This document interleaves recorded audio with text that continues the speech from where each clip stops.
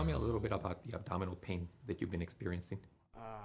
Your learning objectives for mastering the abdomen examination are to inspect for symmetry, scars, and striae, to auscultate bowel sounds, percuss the liver, and measure its span. You will perform light and deep palpation of the abdomen and palpate the liver edge. You will examine the spleen and assess costovertebral angle tenderness.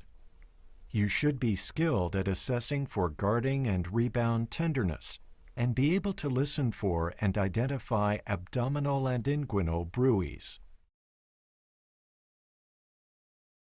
Common or concerning symptoms relating to the abdomen and which are specific to gastrointestinal disorders include indigestion, nausea, vomiting, hematemesis, abdominal pain, dysphagia and odenophagia, change in bowel function, constipation or diarrhea, and jaundice.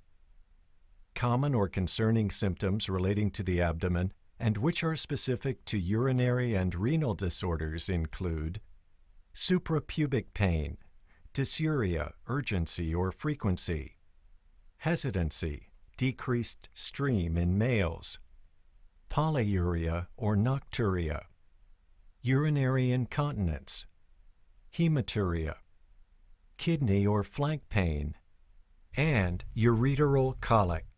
Eliciting the patient's concerns before the examination makes your examination more efficient and more reassuring to the patient.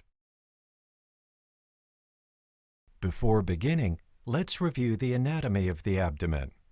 The abdominal wall extends from the rib cage above to the pelvis and inguinal ligaments below. The rectus abdominis muscles can be identified when the patient raises both head and shoulders from a supine position. Palpation is easier lateral to these muscles. For descriptive purposes, the abdomen is divided by imaginary lines that cross at the umbilicus. These lines form the right upper, right lower, and left lower quadrants. The abdomen may also be divided into 9 areas. The 3 midline areas are the epigastric, umbilical, and hypogastric or suprapubic areas. The abdominal cavity extends up under the rib cage to the dome of the diaphragm. Most of the liver and stomach, and usually all of the spleen, are within the abdominal cavity. The normal spleen is mostly posterior to the left mid-axillary line. The abdominal aorta, usually palpable in the upper abdomen, bifurcates into the common iliac arteries below the umbilicus. As the external iliac arteries pass under the inguinal ligaments, they become the femoral arteries. The intestines fill much of the abdomen. The sigmoid colon and portions of the transverse and descending colons may be palpable as tubular structures. Except for a pregnant or gravid uterus or a distended bladder, normal pelvic organs are not detectable through the abdominal wall. The kidneys lie posteriorly, partly protected by the posterior ribs. The right kidney is slightly lower than the left. To assess for kidney tenderness, locate the costovertebral angles. They are posterior to and below the 12th ribs lateral to the vertebrae. With the patient's health history in mind, and after good hand hygiene, you are ready to examine the abdomen. Before you examine the abdomen, make sure that the patient has emptied his bladder. Lower the table flat. Then, ask the patient to lie down and relax. Expose the supine patient's lower abdomen by raising the gown to below the nipple line and lowering the drape to the suprapubic level. Inspect the skin for scars, striae, dilated veins, rashes, or ecchymoses. Inspect the symmetry and contour of the abdomen. Is it flat, rounded, protuberant, or markedly concave or hollowed? Are there any bulges? Observe the contour of the umbilicus to look for signs of inflammation or hernias. Are peristalsis or aortic pulsations visible in the epigastrium? Warm your hands and your stethoscope. Listen for bowel sounds by placing the diaphragm of the stethoscope gently over each quadrant. Listen to the abdomen before performing percussion, because these maneuvers may alter the frequency of bowel sounds. Occasionally, you may hear the normal stomach growling. If the patient has high blood pressure or atherosclerotic disease, listen in the epigastrium over the aorta. Then listen over the iliac arteries and the femoral arteries. Okay, everything sounds fine. Next, lightly percuss the abdomen to assess the distribution of tympany and dullness. Tympany is a high-pitched musical sound that indicates a hollow space filled by air or gas in the stomach or intestine. Dullness suggests fluid or underlying organs like the liver and spleen. Okay, continue to stay relaxed. Let me know if you feel any tenderness. Now palpate the 4 quadrants of the abdomen, beginning gently and saving painful areas for last. With your fingers together, place your hand flat on the abdomen and press, using a light dipping motion. Moving smoothly, palpate all quadrants, identifying any tenderness or increased resistance to your hand.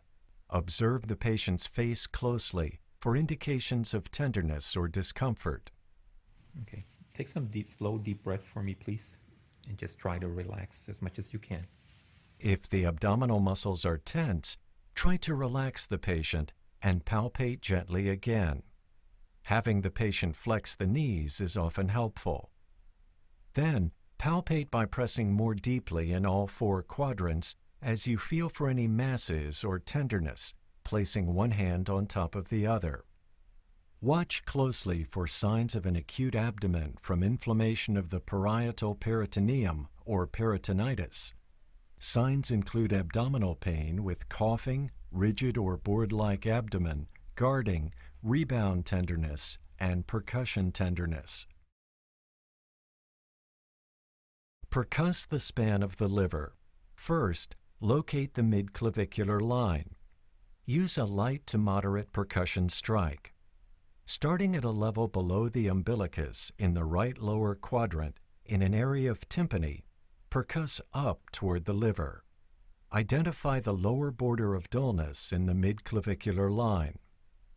Next, identify the upper border of liver dullness.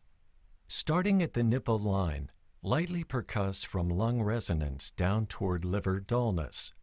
Measure the span of liver dullness between those 2 points.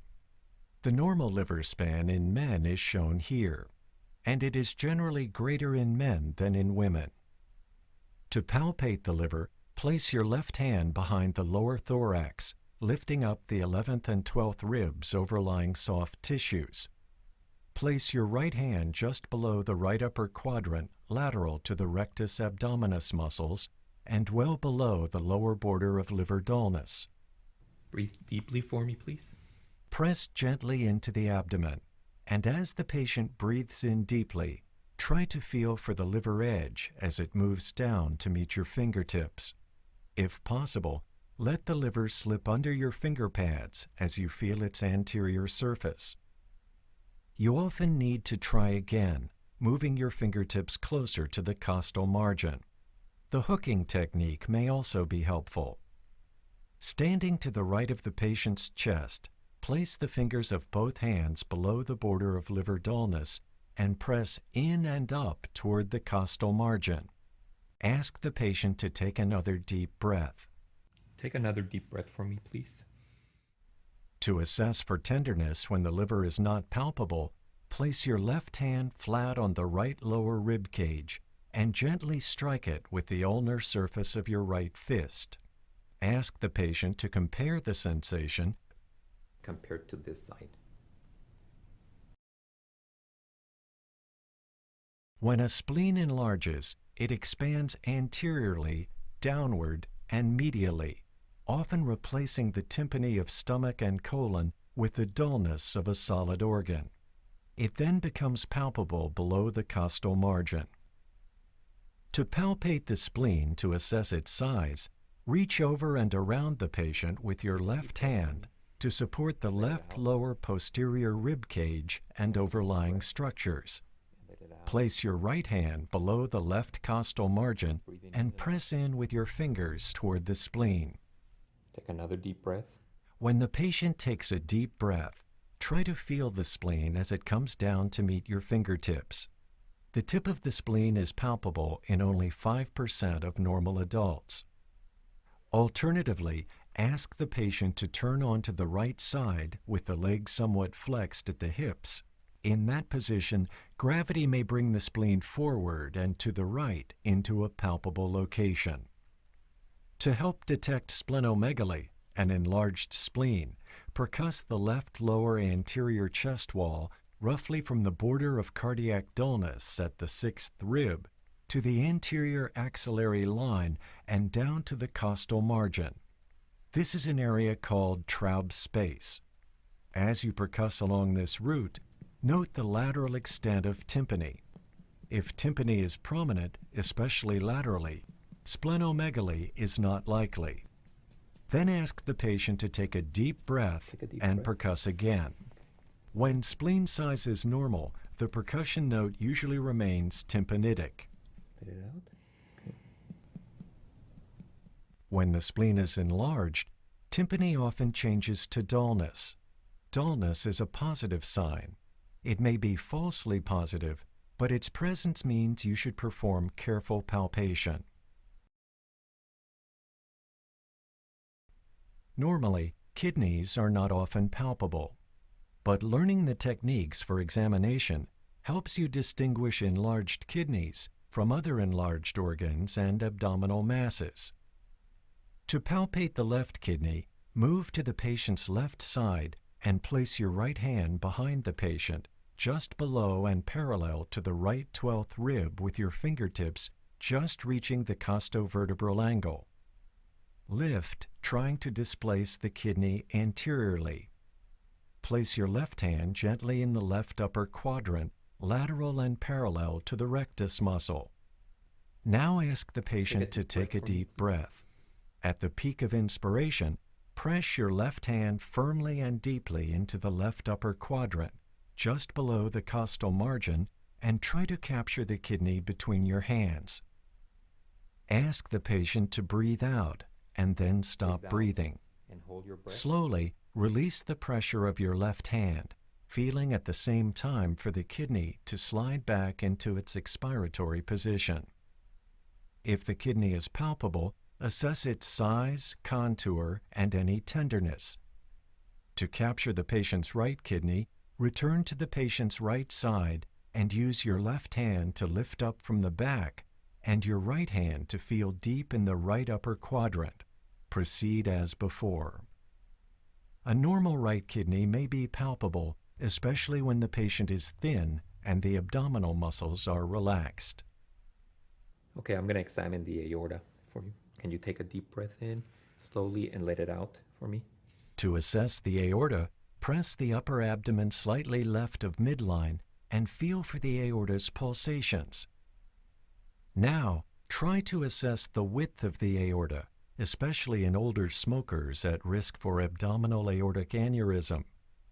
Pressing gently with a hand on each side of the aorta, try to estimate its width. Normally, it should be less than 3 centimeters. Okay, we're almost done. Now, if I can get you to sit up for me, please. With the patient sitting up, assess for costovertebral angle tenderness, or CVAT, seen in pyelonephritis. Place the ball of your left hand on each costovertebral angle in turn and strike it with the ulnar surface of your fist. Normally, there is no tenderness over normal kidneys. With practice, you will also be able to utilize special techniques for assessing possible ascites, including percussing outward in several directions from the central area of tympany. 2 additional techniques are testing for shifting dullness, percussing the border of tympany and dullness with the patient supine, then turning the patient onto one side and percussing again. And testing for a fluid wave by tapping one flank sharply with your fingertips while you feel on the opposite flank for an impulse transmitted through the fat. Individuals with more body fat will need 2 sets of hands for this test. You should also be able to assess for possible appendicitis by searching carefully for an area of local tenderness called McBurney's point, which lies 2 centimeters from the anterior superior spinous process of ilium on a line drawn down from the umbilicus.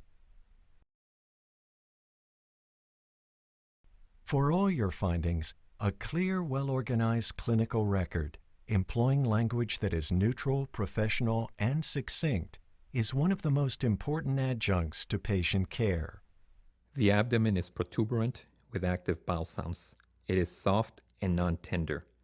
No masses or hepatosplenomegaly. The liver span is 7 centimeters and in the right MCL. The edge is smooth and palpable 1 centimeter below the right costal margin. After practice and further review of this video, make sure you have mastered the learning objectives for examining the abdomen.